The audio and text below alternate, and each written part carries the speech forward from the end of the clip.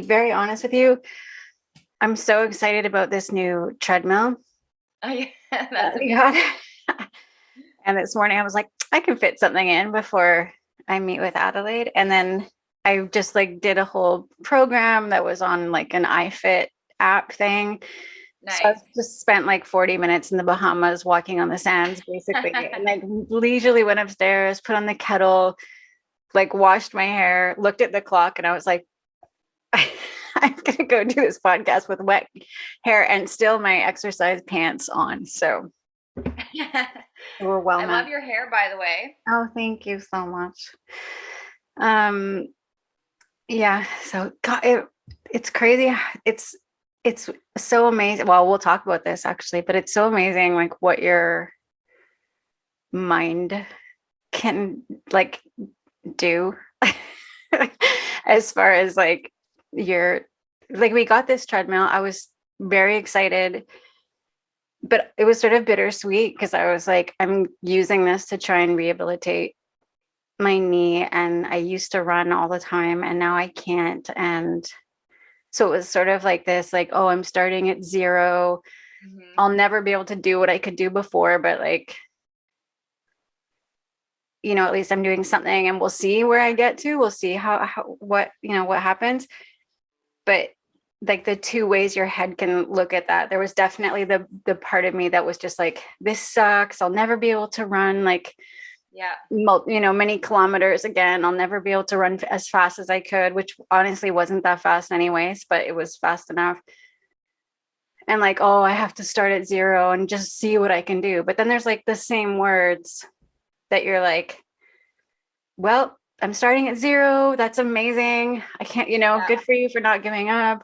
Let's see where this goes. You probably won't attain, like, you won't achieve where you, not probably, you won't achieve what you were able to do before. But like, let's just see what can we accomplish that, like, so before I got on the treadmill, I was like feeling sorry for myself. But then I was like watching this cheesy, like virtual, I don't know how to describe it. I've never seen this before. I know a lot of people use these programs like Peloton or these Yeah. things. I've never used them. And I just bought immediately right into it. She was like, you look great. I'm like, thanks. She's like, you're doing such a great job. Every day's a bonus. I'm like, it really is. Like, I'm great. Yeah. Anyway, just talking to the millions of people, but I was like, this is about me and my progress. Thank you. Um, yeah, no, it really is amazing how just making that mindset shift can make a huge difference. And especially when it comes to that sort of thing where, you hear this news from your doctor and all of a sudden you're like, you go into this kind of spiral of all the things you can't do. And some people, though, they stay in that, like, they'll get that news from the doctor and just be like, okay, well, I guess I can't run or walk or anything anymore, and that's just my life. And it's like so unfortunate because they're doing themselves a disservice, um, and for injury and stuff like that, when you're not moving it, it Mhm. causes it to stiffen, and which just leads to more and more pain throughout your life. And it doesn't have to be like that. There's Yeah. always something you can do. Well, um, the doctor was, I know I posted a story about it and I made a joke that I need to look for, I was going to find a new doctor. It's really not her fault. She yeah. literally just like saw the MRI results, was like, you have no cartilage left in your knee. Maybe it's time to manage your expectations. You probably aren't running 5K tomorrow morning or, Yeah. more. Um, and I had like a little meltdown on the phone with her and I was like, what if I was to lose a bunch of weight and then like really strengthen the muscles around my knee? Like, then could I run? And she was Hmm. like, I doubt you could run, but you might be able to do like a really brisk walk or like a light jog. But again, like manage your expectations. And she's just coming from like a purely medical, Yes. she's not, she doesn't specialize in sports medicine. She's not like a physiotherapist. She's not an osteo surgeon. I don't know what they're called. Anyway, but she's just saying like, this is what I'm seeing. And then also probably in her in her experience, most people, like she was even saying, like losing weight's a really hard thing to do. So like just manage your expectations. But like probably from where she's sitting, she's seen a lot of people who have this situation and like who don't do like intense physio and intense like rehabilitation and stuff like that. And basically either they just get a knee replacement or they feel sad and limited and end up using a cane at some point. But I was even like, I'm 51. Like if I don't do anything and if I don't at least try, one, I'm going to be very sad because running was a huge part of my, like what, like it played a giant role in my mental health. And like, so if it can't be a run, like what version of that can I have? Because there has to be something. And then, also like, well, what about when I'm 60? What about in 10 or 20 years? Like if it's this hard now, like, am I going to be like in a wheelchair by then, or for sure have to get a knee replacement surgery, which I know is an option, but like not something I want to like do unless it's absolutely necessary.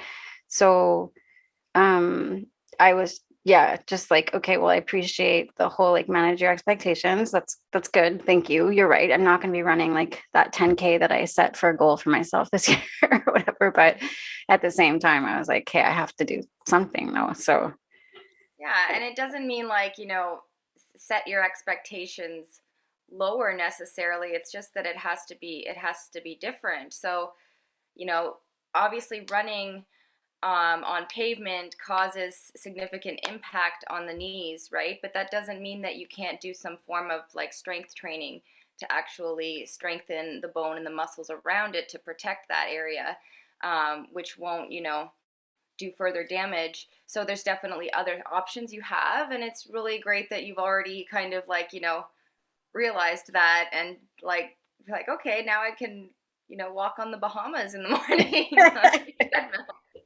podcast with wet hair and my exercise pants. Yeah. And also what I think too, because at first when my knee was really at like when I was in the most agony, it's because I had been running a lot and it got so bad I couldn't walk without a cane. Like I was in so much pain. And when I went to see the physiotherapist, he was like, oh, you have runner's knee and like your IT band is inflamed or whatever. Like we'll just do some physio and like some massaging and you'll be fine. And I was like, okay, cool. Yeah. Like challenge accepted. But then after the MRI, I was just like, I went into bed. I was just like, wait, this is not just like massages and stretching better and stuff like that. So, but one of the things, what did she say? This virtual trainer today on my fake run was like, oh yeah, she said, like near the end of the workout. So basically this particular workout, you walk and then she just like alternates the intensity, whether it's like incline or the speed or whatever, very slow, by the way. Like I'm literally going like the fastest today was like, I think 3.5 miles an hour or something like that. But and then you would hop off and like do just a couple of squats or something and then get back on. So there was just like a little bit of a break for some of your muscles. And then anyways, whatever, it doesn't matter. But near the end, she was like, I feel like some of you might be starting to get tired. This is around the time of the workout that people maybe start saying like that they can't do this anymore and they're done. And she was like, and that's fine. But just remember, whether you think you can or you think you can't, you're right. And I was like, like she didn't say it in a mean way. Like, don't be a quitter. You suck. Yeah, it's like very much like it's up to you. It's but one you're of those just as cliche sayings, but you still like when you hear it, you're like, yeah, you're right. yeah, exactly. So anyway, I thought that was cool. I liked that. I think it's applicable to like everything. Like whether you think you can or you think you can't, you're right. Obviously, there's exceptions, but anyways, hi Adelaide. Hi. It's nice to see you. So thank you so much for doing this, for being here. I thought it would be fun to talk about what you do today because I know a ton of people, well, more and more people seem to be allergic to resolutions and setting intentions for the new year, but I'm obsessed with them. And I know a lot of people, a lot of people still do them. And so I figured probably around New Year's, a lot of people would have set intentions for themselves or like big lifestyle changes. And that by now, like we're almost a month in, this is usually around the time that people start wavering a little bit or like forgetting how important it was to them at the beginning of the month that they were going to, I don't know what, do Pilates every single day. Yeah. Or whatever their thing is. So I thought it'd be cool for you to come on since you specialize in this kind of stuff. So for any listeners who are starting to waver a bit, I thought this would be helpful. But also just to sort of understand a bit about it. Because I personally, I make resolutions like probably like, I wouldn't say every 2 months, but like any opportunity I have that I feel like it's a fresh, like, oh, it's September. That's the best time to like set all new. It's like, I don't know why. It's probably comes from when I used to go to school, you get all new school supplies and like the season's shifting or whatever. Yeah. So I definitely do it seasonally. I do it always on my birthday. I do it on New Year's. I do it like my mom started one on All Saints Day, which is like November. Like I love it. I love setting new goals. I love setting intentions, whatever you want to call them, giving myself huge life-changing habits that I'm going to implicate all at once right this second. It's the new me. And then I also seem to love, as I've told you, to like then berate myself in my journal every morning about how I didn't change my entire life the day before and that kind of stuff. So I've taken some of your workshops. I know some of the stuff that you're sort of not your personal, well, yeah, your personal point of view, but also like from the knowledge you have acquired. So we'll get into that a little bit, but first, maybe you can just tell the listeners like who you are and what you do. Sure. So my name's Adelaide. I am the owner, trainer, only person working at AGM Health and Fitness. AGM is my initials. And so I started this as group fitness and personal training. I actually started it during the pandemic. So before this, as you know, I was producing comedy and working in events, and that kind of all came crashing down. And health and fitness has always been kind of in and out of my life. Before I moved to Montreal, I was working at a boot camp in Toronto, which was group fitness. I had no certifications. I just won a challenge on my own within this boot camp, and I really just loved what it was doing for me, mostly mentally, but also physically. And through my whole life, I've been in some sort of sport. So I've been playing hockey since I was 7. I've been playing baseball, like competitive track and field and stuff like that. So it's always been in my life. And I had always thought about doing the personal training certification. And then when we came into lockdown and we lost hope of returning to work and I got laid off, I was like, okay, I'm going to take this seriously. But not before I had a little bit of a mental breakdown and spiraled downwards for a few months, and then finally I kind of snapped out of it and was like, no, I need to do this and I need to do something, and I know this is good for me. I just need to start doing it again and find that happy place. I always kind of called it my happy place, like so for the past over a year, I started with personal training, and then I started introducing some online group classes in the last year. And most recently, I have been doing my certification for a Behaviour Change Specialist. So yeah. Was that a very long? No, that's amazing. So as somebody who has taken your online classes, your actual fitness classes, it's so amazing. So anyone who's looking to do that, Adelaide is your gal. So fun. it's always ever changing. And I don't know. I'm kind of person who I I love certain exercise, but like if the class is too repetitive or goes on too long, I start clock watching. Like, oh my God, we still have 20 minutes. Jesus Christ.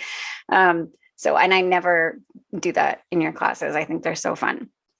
And also got to do a tiny, in that very brief moment when we were allowed to do outdoor classes, when there was a lull in the pandemic, got to have that fun too. So that was fun in the park. So how did, I mean, I can see how they would go hand in hand, but like, how did the behavior change? Like, how did that sort of work its way into what you were doing? I think like the more I got into my work and worked with people, and learned a lot about myself as well as others, I really realized how important mindset was.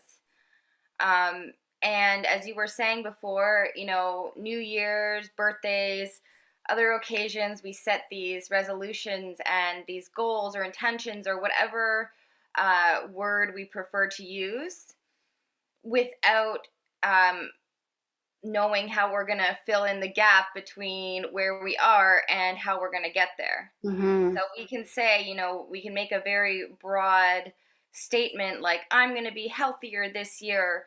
Okay, so like, what are you going to do? And,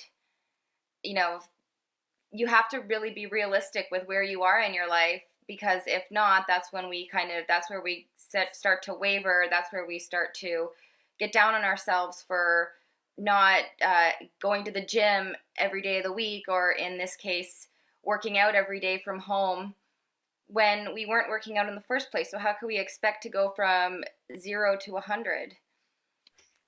It's crazy too how we can be such like, I don't know, I'm speaking from more than just myself, I'm sure, but like how we can become so mean to ourselves about it too. Like, well, I guess you don't really want this that badly, or I guess you don't really care about this, or you said you were really passionate about this, but you're not even doing it. So I guess, and it's just like you can be really shitty to yourself and and I don't know, just cause like a lot of disappointment for yourself. And then you lose motivation, because then you're just like, well, I guess I'll just, I don't know, say your challenge was, well, I'm totally projecting, right? I'm just outing myself. So your challenge was like to not drink wine every night. Pandemic stuff, but Yeah, like that was mine too, honestly. yeah. And then you don't meet, it's like you're getting towards Wednesday and you have a Yeah. glass of wine, and then you're just like, well, you fucked up. So like, I guess you don't really care that much. So it doesn't matter. I guess I'll just drink tomorrow night too. And then the following night. And then you're just like, I don't know, you then weeks go by because you've just kind of slipped back into your old habit. And then you wake up like weeks later and you're like, wow, you really failed at that. And you don't even look at like, why, like, what is this thing doing for you? Like, say, so take that one, for example. Obviously, over the pandemic, a lot of people took up more than recreational drinking, and and not even I'm not talking, I'm not making light of actual substance abuse. Obviously, people who have addiction issues, that's very serious. But like those of us who just in the beginning were like, well, let's cope, or, oh, well, we're not really working, so I guess every day is the weekend, or whatever thing started it. Yes, I was Self-soothing. there. Yeah. And also just that, I don't know if you guys did this, but we were like, okay, well, everything's flying off the shelves. We'll go to like the SAQ depot, which in Montreal is the what do you call that? It's where you can go get mass quantities of alcohol, and the more bottles you buy, the cheaper it is, whatever that's on called. St. Patrick on restoration, or Yeah. And so it's like, and you go in there and they're like, if you buy 6 bottles, you get this % off. And if you buy 12 bottles, you get this % off. And then you're like, well, buy 24. Who knows when we'll have access to alcohol again? They might close down. And this will last us all a year. And then you get home and you have this like really beautiful, just, wine rack that's overflowing onto all your other furniture. And then it's like so easy to just have a glass or 2 or 3, and like the next night? And then should I open another bottle? And anyway, it gets crazy. Yeah, So we we know ourselves that we were like, we can't if it's we'll keep it minimum because if it's here, we're just gonna drink it. yeah, well, now I've like, yeah, no, we're not stocking up on anything from anything that's not healthy. Like we could stock up on all the chickpeas you want. How about that? Yeah, Um, but in the beginning, we meant well. It was just like, let's just make sure we have it to last us the winter or whatever yeah. silliness. But it was just too easy. It's right there. It'd be like if we had cake in the fridge every day and we were like, it's for next I do week. right now. Yeah. um, um, but then afterwards, just like how, like the horrible things you can say to yourself when you didn't achieve that, and then yeah, that leading to like giving up. I think like eating is the same way. People who diet, like very extreme dieting where it's like all or yeah, nothing eating, and then it's the same thing, and then you feel like, well, I totally screwed up this week, I might as well just like forget it, I'm just going to eat crap for the rest of the week, it doesn't matter, yeah. I'll try next week, or I give up, or whatever the thing is. Did you see my post this morning in the Facebook group? Oh no, I haven't been I online feel like yet. this is directly. Oh really? Yeah. Why? So as you know, I'm doing that 6-week program, which has a lot to do with some mindset coaching along with the classes. But in yesterday's coaching session, we talked about, someone said, I really felt derailed on Friday. I missed one thing and then I just skipped on everything else and kind of got into that screw it mindset. How do I get out of that? Because now it's been 2 days and then that's where it leads to it being 3 days, 4 days, weeks. And so at the time I suggested, well, we're here right now. So the first thing is acknowledging that, that's where this pattern leads. And it's only been a couple days.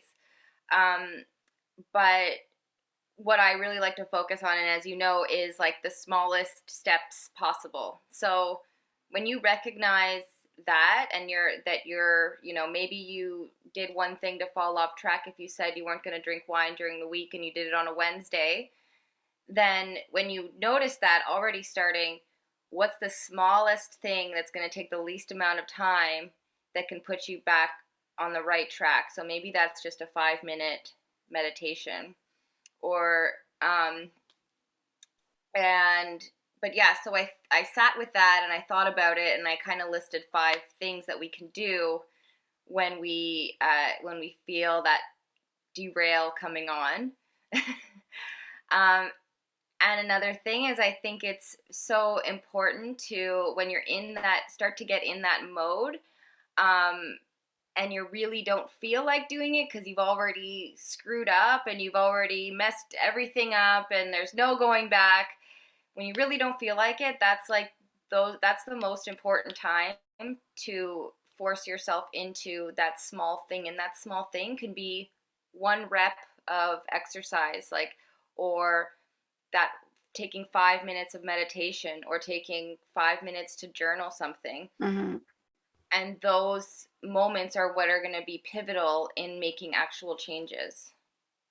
This morning, after I finished my my tropical fake job, I went upstairs and Joe said that she asked how I was feeling, and I said, like, I feel great. I'm still struggling a little bit with, like, I kind of can't believe I'm walking like 3 miles an hour when I used to run like 5K in the morning, just throwing in quick 5K before I started my day. And she was like, and she said something like, don't be so hard on yourself.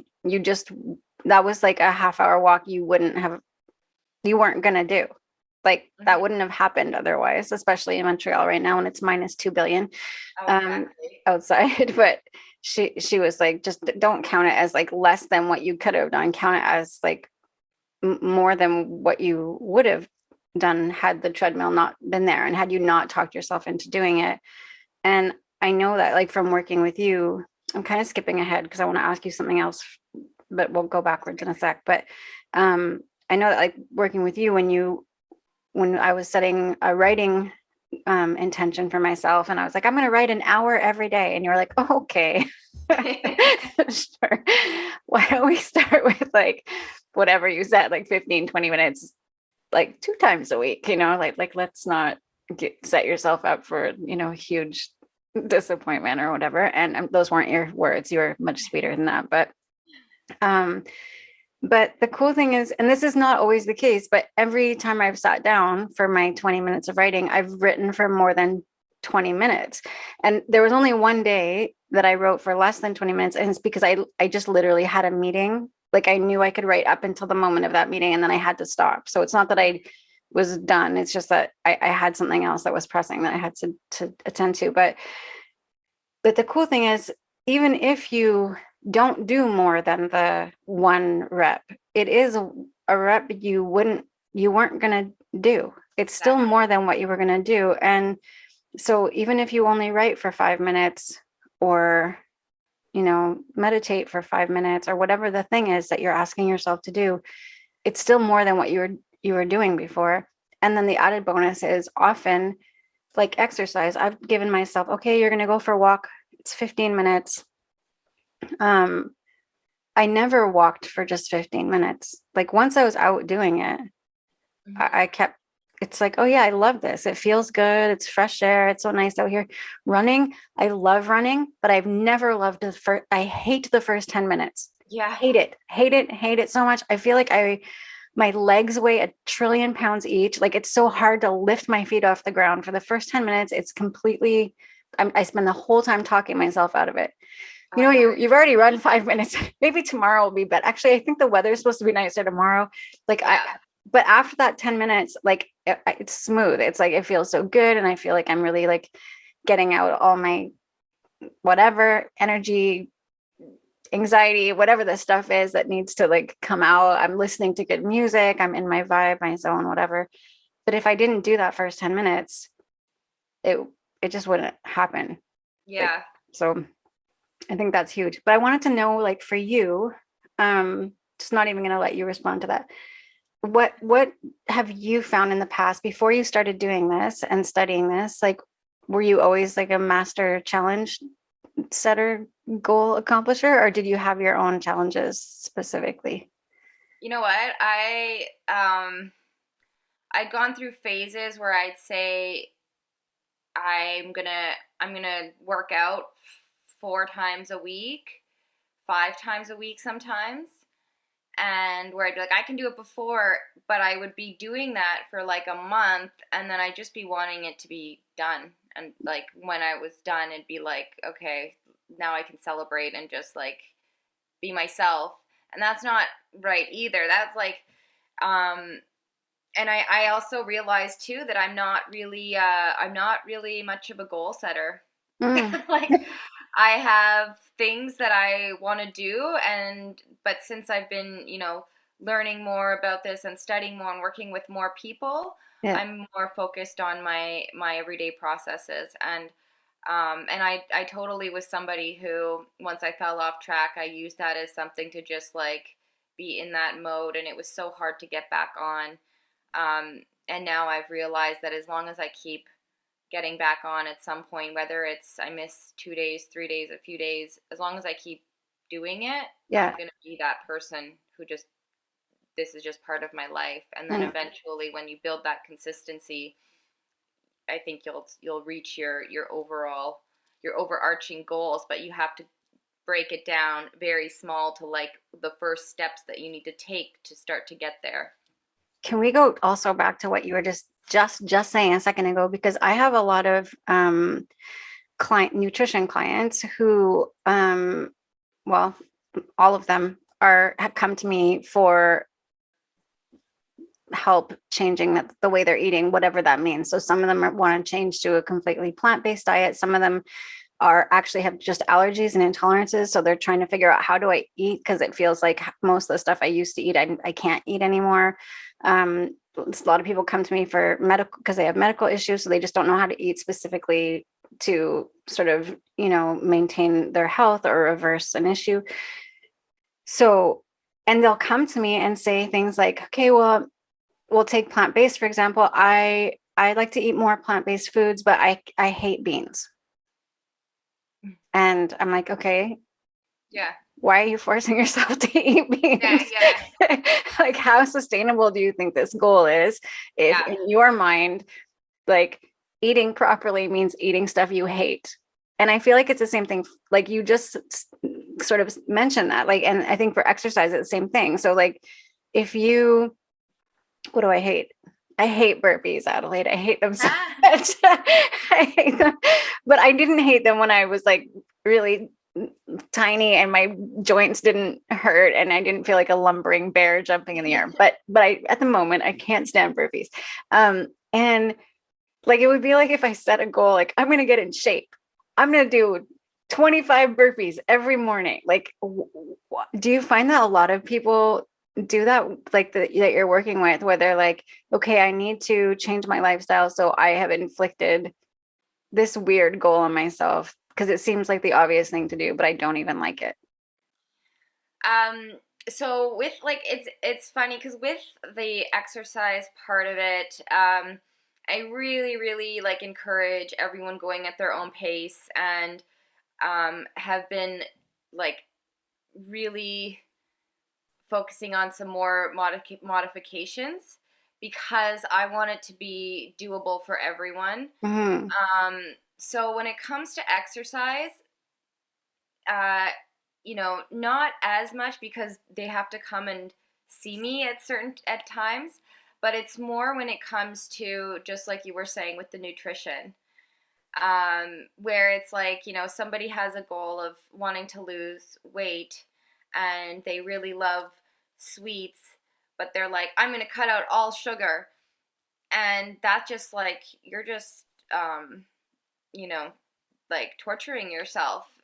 So what can we do first? Like what's one element that is um, preventing your overall success that maybe you can cut down on one thing? Yeah.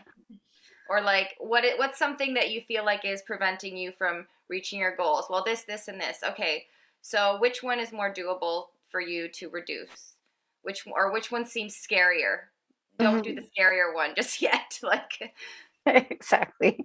And also I think that goes back to the sustainability of your plan as well. Like, it's like, if you know that you're, well, okay, so as a nutritionist, obviously I'm like all for people cutting refined sugar out of their diets, but like you, I'm not, if your plan is, and I'm not saying it never works. Some people go cold turkey and their life yeah, changes, and that's amazing, and hats off to them. That takes an incredible amount of strength and discipline, and yay.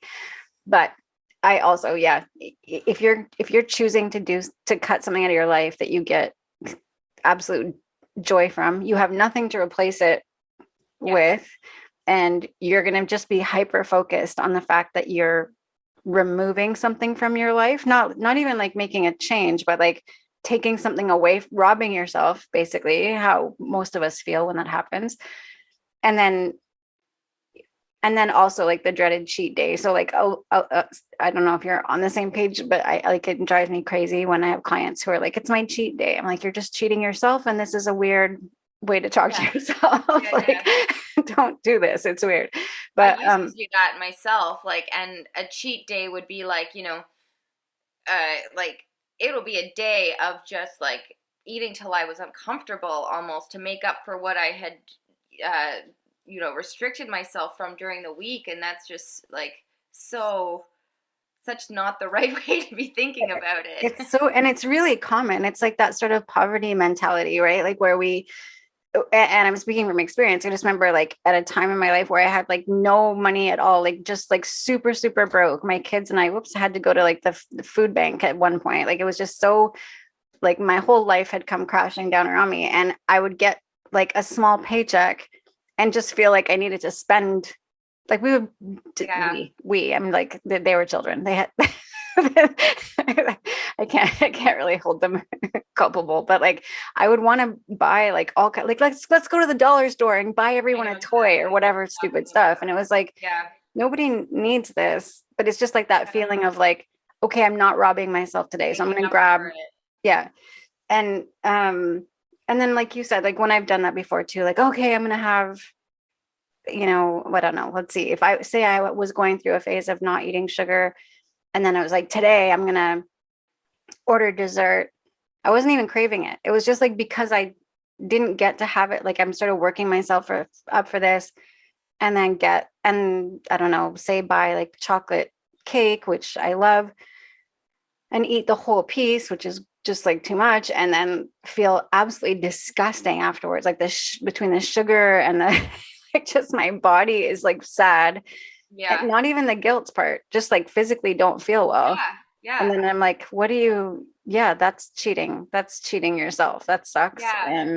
And then also like that feeling of like, if this is your amazing special day that you get to not exercise or eat garbage or not do the thing, like not meditate, and you set it up for yourself in a way that you're telling yourself like that's the bonus day, that's the fun day, the Right. day I don't take care of myself is the cool day. Like it's a weird message that you're giving to So yourself it's too. so weird, and it's like, and I've done that too, where it's like, oh, I deserve this, I earned this, it's a reward. It's not a reward if I feel like crap. Like, Exactly. And then taking you really like, reinforce the idea that you're going without all the rest of the time, that you're yeah, suffering, that you're at a deficit like the whole rest of the week. Poor you, you're a yeah, victim. Yeah. yeah. And like what you were saying before with like, well, like we were talking about pandemic and drinking more and stuff, and it's like when I did reward myself with like a couple glasses, few glasses of wine, and I don't feel great the next day, I'm like, this isn't really like, it's not a reward. Like, why do we think like that?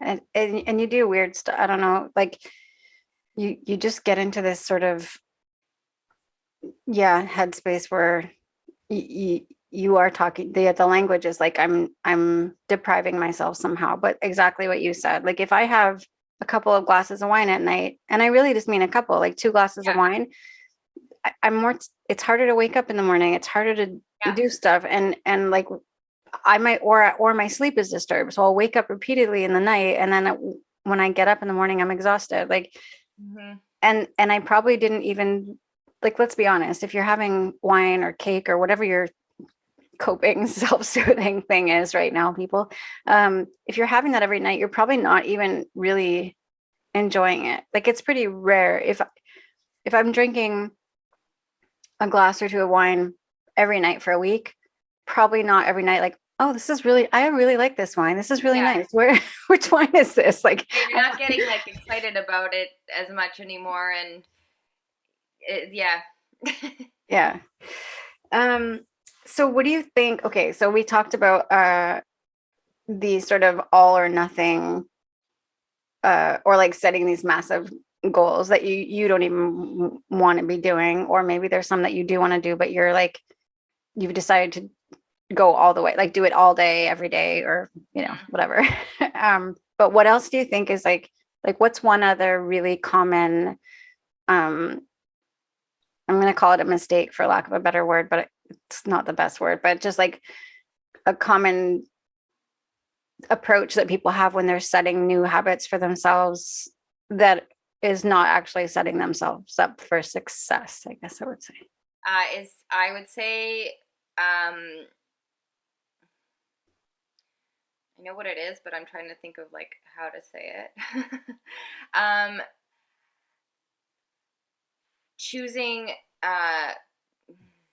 Okay, so I'm just gonna explain. So someone might come to me with a goal of, um, you know, wanting to lose 20 pounds, wanting to be able to do 20 push-ups in 3 months, and only wanting to work out with me once a week.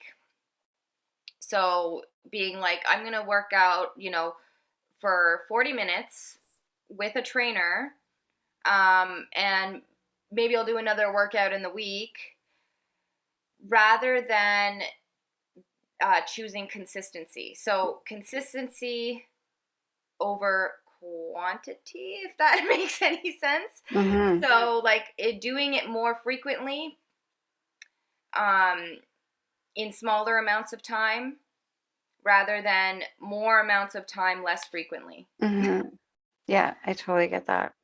And you know, I've learned this over the past couple years of working with people, and of course sometimes it can be a financial barrier, but realistically, depending on, you know, where you're at and how important this it is to you to reach this, um, I'm like very accommodating and flexible. But I've seen that, you know, those who choose to work with me once a week and I give them home workouts to do, the amount of times they're actually doing those home workouts is like slim to none.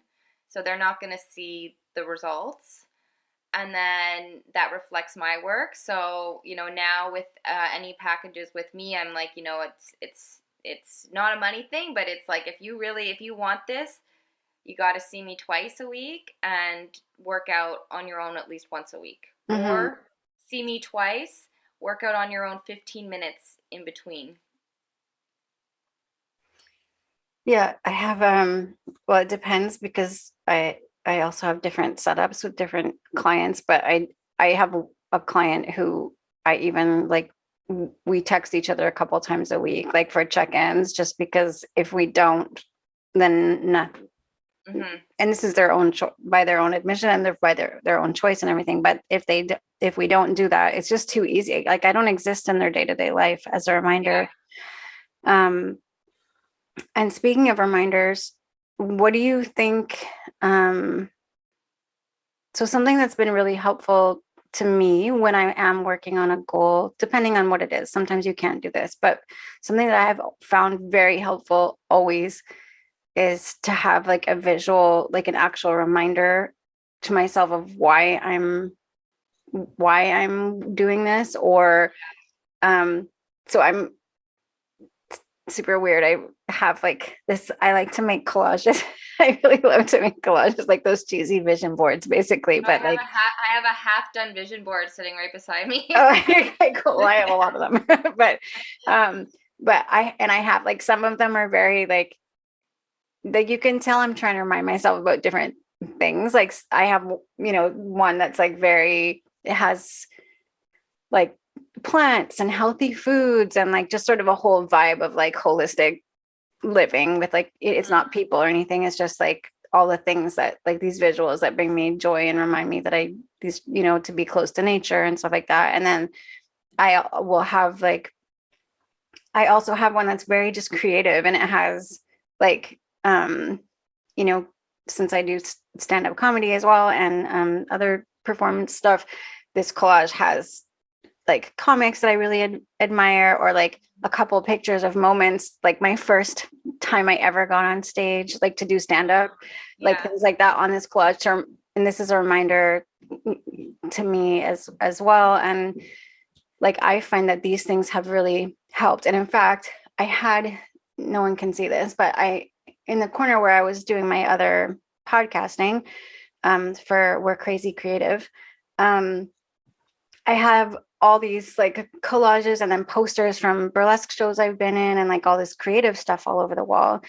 And I was going to take it down when we stuck the treadmill over there, because I was like, this is weird. This doesn't make sense that like the treadmill is next to like all this stuff, collages and vision boards and whatever. And then I was on it this morning and I was like, no, this needs to stay here. I'm on here for half an hour looking at all these reminders of why I'm on the treadmill. Like it was very cool because it was not intentional at all. And then I realized like, no, this definitely needs to stay here. This is perfect. And I even have a mind map on the wall that I was going to take down that I can see from the treadmill. And I was like, oh, it's true. I wanted to submit writing to blah, blah. And I was like, no, this is going to stay here. This is so cool because that's beautiful. And the writing's not just about the exercising is not just about like, I want my knee to work and I want to be fit. It's also about like, I want to be able to keep performing. I want to be able to travel to these places. I want to live my life to it. So for me, these visuals are one thing. I'm sure that there's many, but that's one thing that really helps me stay focused on and on track for a lot of the goals that I set. The key is, though, to make sure that I expose myself to these visuals, because sometimes my office moves to a different part of the house and that stuff stays over there, or like that kind of stuff. But what do you think are some other really helpful ways to, like, for that? Like, so say someone's only training or seeing their nutritionist or their personal coach, behavior coach, like once a month or something, because that happens too, which is extremely hard. Yeah. Like, what do you think is a good sort of way for people to stay connected to their goal, I guess? I definitely have to have some form of tracking. You know, I'm like, I'm just gonna do a little shameless plug. Oh yeah, no shame. Plug. So I just launched a web app for AGM, and there is like tracking in it. So every time you complete something, you can put a 1. Or if you do, so this is like with the 1 reps, if you do that day, you decide you're going to do 2 reps or 10, you put that in there so that, you know, over time, and if you have those days where maybe you didn't do it, you can look back and be like, yeah, but that one day compared to all the days I did do it is amazing. And visuals are huge. Like, you know, some people like to track, for example, nutrition through something like MyFitnessPal or a journal. With a lot of my clients, I keep them accountable just by taking photos. Like, there's no where I say, you shouldn't have had that or not that, but just the act of doing it and seeing it visually is able to help them, you know, stay on top, and maybe second, like, think twice about putting something that's maybe not as nutritious in their body. So yes, having a form of tracking is key. Tracking, I love that. I do lots of tracking as well. And the photos I love, and I have like a client who text me pictures of just her bottle of water on her desk. Yeah. At work. I have a teenage client. He's adorable, but he doesn't eat breakfast and he needs to eat breakfast. And he sends like he'll text me like, oh, I had whatever, a smoothie and a peanut butter toast for breakfast. And I'm like, picture. Yeah. And he sends me the photo. I'm like, awesome, thank you. Like, so yeah. Accountability, I guess, is a good like a printout where you can just notch down, you know, I did this today, one thing, and you can see it over time, and it's, you know, put it in a place that's obvious to you, like your fridge or something like that. And it's important too for people to keep in mind, I think also, that this is not, so I also have, I don't have an app. I wish I could say that. I also just launched an app. No, I did not. But so I have clients who either do on paper, like a food journal, or they use the MyFitnessPal or a similar app. And then they share the food diary with me, or the food journal with me. And I'm always reminding them, this is not like another way for you to shame yourself. It's not another thing for you to look at and go like, oh, see, I ate pie for lunch 3 days in a row. Like, that's not what it's about. It's about seeing like the milestones that you did make. And then also, if there is improvement to make, you can be like, oh, hey, like, I don't know, for eating, for example, it could be like, it's weird. I seem to eat sugar every day around 3. You know, I'm like, don't be mean to yourself because you're eating this at 3. Ask yourself, what's happening at 3? Is your energy level taking a dive every day around 3? And that's why you start to crave sugar. Or fitness stuff, like, oh, I keep telling myself, so I'm a morning person. So if I was to schedule my workouts for like 5 in the evening, unless it's like a scheduled class that I have committed to, Adelaide, that you have said that I have told you I will be at, if I haven't told anyone I'm going to do it, so the accountability. But if it's at 5 in the evening, the chances of me showing up for myself are really slim. So if I I told myself I would exercise every day or 3 times a week or whatever my thing is at 5 o'clock, and I'm just not doing it, it's not like, oh, look, I'm such a failure, I didn't exercise all these days. It might be like, you know what? 5 o'clock doesn't work to work. Yeah. Is there a different time that you have more energy that you might be willing to do this? Exactly. And like everyone's life and lifestyle is different. So it's not just like one formula that you can pass on to everyone and anyone. And if it is, and it's somebody who it doesn't work for and they don't realize that, that can, you know, cause this kind of, what's wrong with me? Why can't I do this? When in reality it's not the right thing for you. Yeah, definitely. Definitely. Um, what did I want to ask you? Oh, I'd already asked you that. So I guess I would I just have a couple more questions, but like first of all, can you sort of explain your what your approach is, and then and sort of what your coaching, like I'm talking about the behavior stuff. Mm-hmm. Um like what is it that you offer your clients? Um, I don't mean an itemized list. I just mean like yeah, generally. yeah. So my approach is to work with the client to come up with a plan that is going to work for them towards their ultimate goal. So a lot of times when people first come to me, they share kind of this like vague, overarching goal that they have. And what I do is I work with them to make a plan and, you know, figure out like what the very first steps are. And we focus on that because every client is an expert in their own lives, right? I can't tell them what they need to do or what's going to work for them because I don't know. So I'm just there to like to help you get there. Love that. I love that. There's so, with no like disrespect, but there's so many coaches out there right now, all different kinds. And so many of them who just come already with your plan, and they don't know a thing about you or what works for you or motivates you or anything. So I love that so much. So I know right now you're already a week in to a session, but for future sessions, for people to stay up to date on, you know, um, what what's coming up, if they wanted to join in on something, how would they find out? How would they, you know, where would they follow you and that kind of stuff? So I have my website, agmhealthfitness.com, which you will be able to just book drop-in classes and see what kind of programs are coming up, usually a 6-week program. Maybe I'll do 30-day things. And on my Instagram at AGM Health Fitness, I have my link tree there as well. So you can see all of the things that I offer. You can apply for coaching. You can do a drop-in virtual class.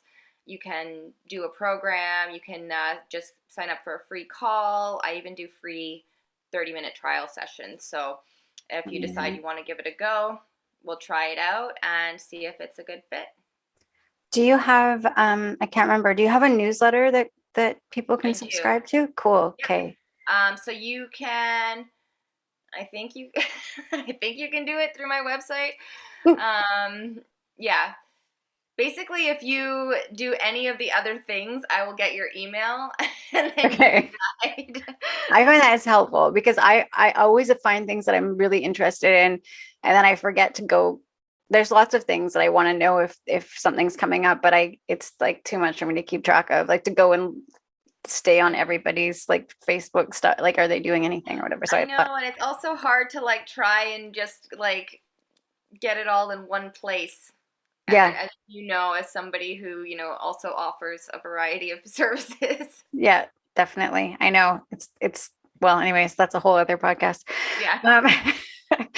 Um, and then okay, and before I let you go, if you had just one tip for someone today who's just about right now, just about to like make some life-changing intentions.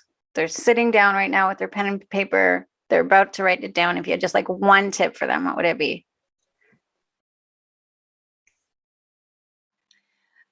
It would be to ask themselves what it is they can do right now, today, that would get them one step closer to where they want to be. Beautiful.